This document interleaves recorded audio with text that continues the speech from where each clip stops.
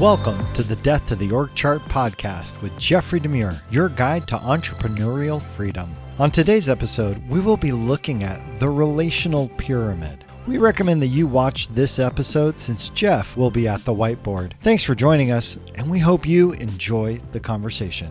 I'd like to talk a little bit about the people in our life and coming to terms with the fact that a lot of entrepreneurs like me are pretty outgoing people. I happen to be somewhat of an introvert, but I'm a pretty outgoing person. I like to be helpful to people. I like to be useful to people. It's really a big deal to me. I've always been that way. If I can help you connect with someone that I know will help you, that's something that lights me up. I love to be able to do that. But as we know, I've talked about it a little bit, there's some people that really shouldn't be in our life, right? They don't necessarily benefit us. They're not what I would call battery included people, but they're kind of battery drainers. They sort of suck the life out of us. I don't mean to be unkind, but those people exist. And being discerning and coming to terms with the fact that we need not to give them a lot of opportunities in our life is something that in this post-pandemic period that we're in, we just don't have the luxury of being able to help people like that that there's no parity with. We're glad to give to them, but we need something back from them as well. There's always an opportunity to help restore people that you know are going through a tough time. But then there's people that doesn't matter what time it is, they're always going through a tough time, that everything is dark and dismal in their life, even before the pandemic. And maybe the pandemic has made it worse for them. It's a good time for you to begin to evaluate the relationships in your life. So here's a model that I learned a couple of years ago, and I think it might help you. This is a pyramid. And on this side, we have time. On this side, we have experience.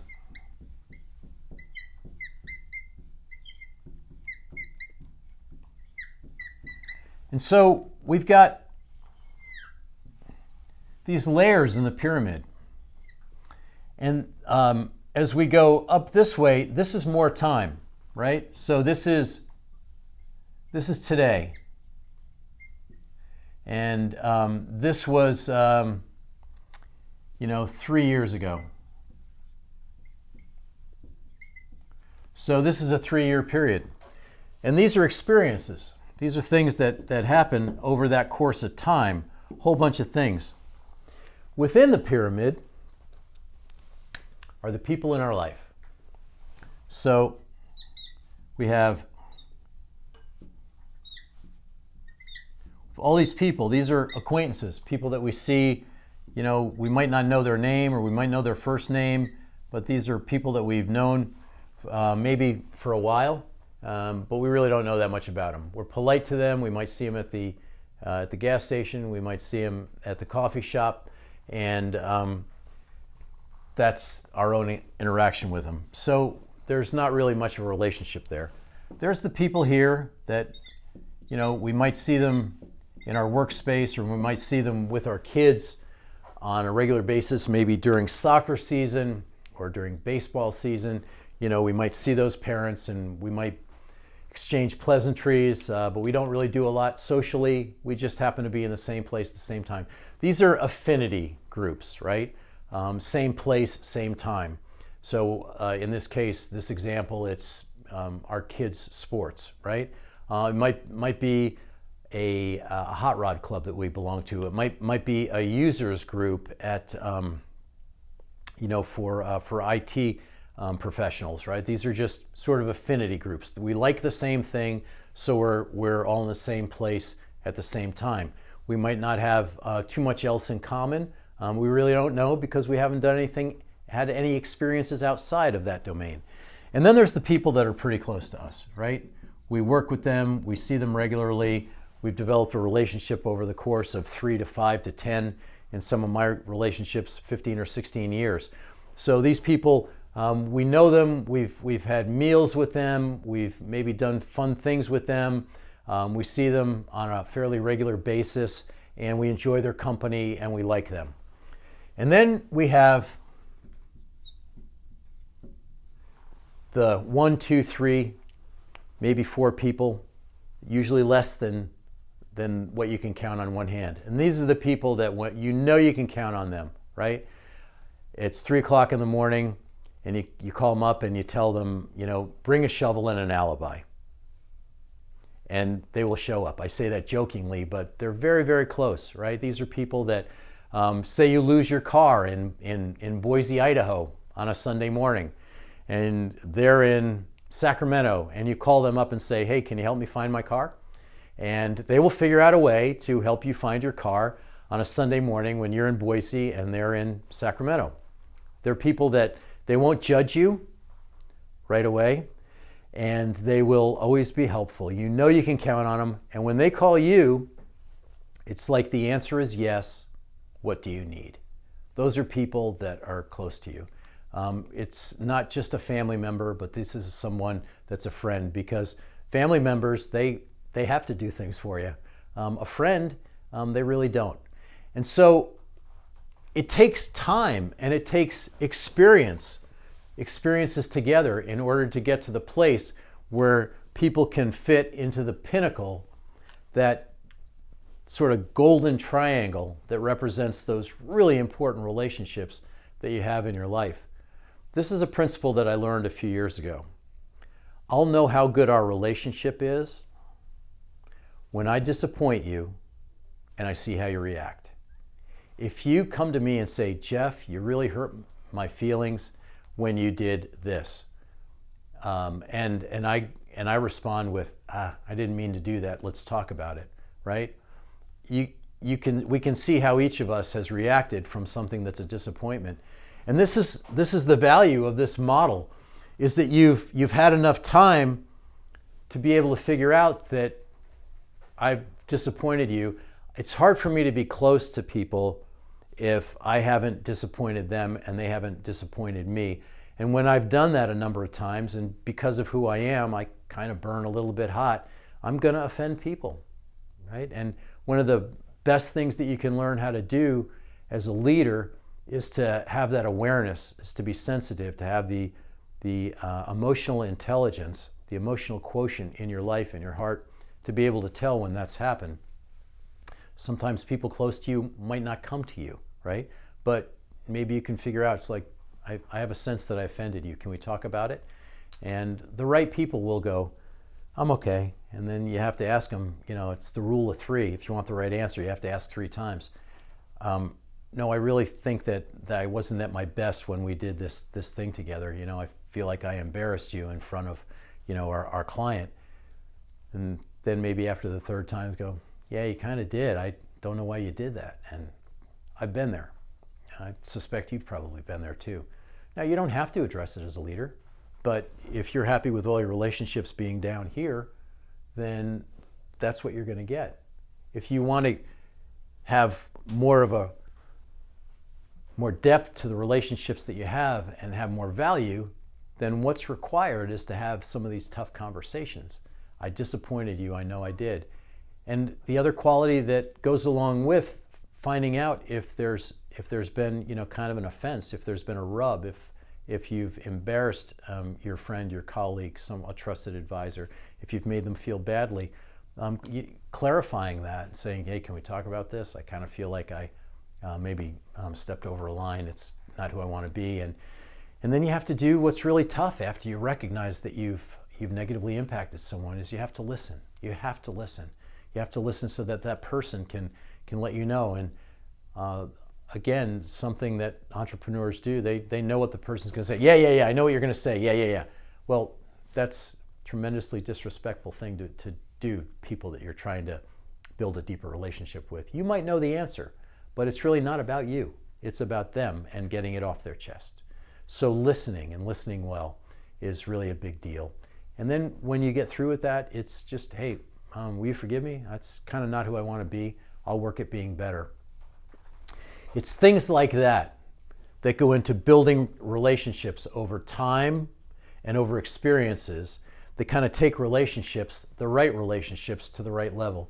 This isn't something that you necessarily, this is how we should live, not with the goal in mind that, hey, they're going to become my best friend if I do these 3 things. These are things that you will do, right? And over time, people will become closer and closer to you until you have those 2 or 3 people. I suspect that you probably have them in your life right now.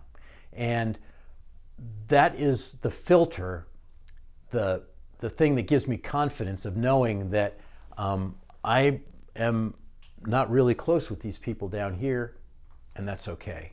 Because we're not supposed to be in relationship with everybody. We're supposed to be in the right relationship with the right people at the right time.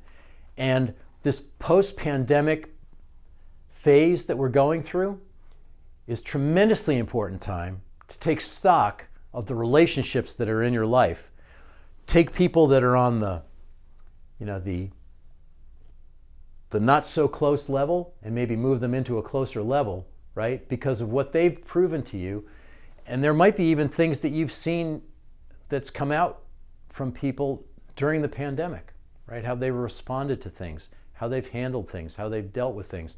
I've seen several leaders say, I can't believe what so-and-so did relative to this, and how they represented it on social media. Because we're not physically connected as much as we were, so social media kind of fills in that gap. And some of the ways that we represent ourselves on social media will have a lot to do with how much disappointment there might be in a relationship and how much you want those people closer to you on the next level as you continue to build your business. And I think you should, and I know you will. There's a phenomenon that exists within your life, within your business, within your world. I've had this happen to me.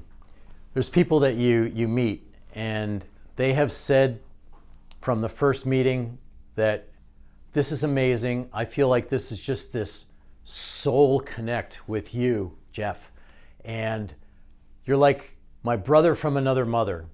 And because your business has some successes that other people see, and they want to build their business based on their connection to what your business does, they won't even be here because you've only met them a couple of times, maybe once or twice. They'll be out here. And they want to be up here without taking the time and the experiences, and they just want to be connected to you very, very quickly. I'm very discerning about that. It kind of creeps me out a little bit. And even if I like the person very much, right?